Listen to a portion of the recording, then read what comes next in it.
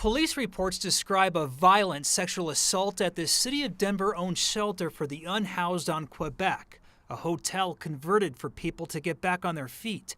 But now, 43-year-old Billy Johnson, who was employed here by the Salvation Army, is accused of holding a woman against her will during a sexual assault. Over the weekend, we heard from a couple who helped stop the attack. I went and grabbed a hockey stick, and then I had told one of our friends, I was like, move out the way, move out the way. And I hit him 2 times in his eye as hard as I could. And then he finally let go with one hand and he covered his eye. Police arrested Johnson for sexual assault. His record shows a robbery conviction from a 2010 case. He was sentenced to 6 years in prison and 3 years parole.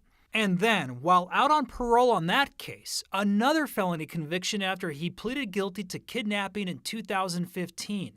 As part of a plea deal, 12 counts were dismissed. He got 24 years in prison with 5 years mandatory parole. Records indicate the kidnapping sentence was served concurrently with his robbery case, meaning he was allowed to earn credit for prison time for 2 separate crimes at the same time. On his 24-year prison sentence, he served 8. He got out of prison in August of 2023 and started parole.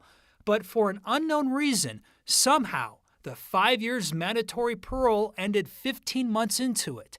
Johnson became a free man in November of last year.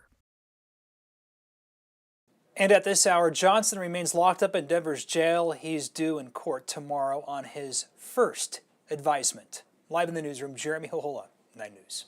Certainly a look at the case, of course, but this is really about the system, isn't it, Jeremy? Yeah, very much so. There's all sorts of conditions that can be met behind bars and on parole where people might be able to get out, early. In this case, we still have much to do with questions to the Department of Corrections.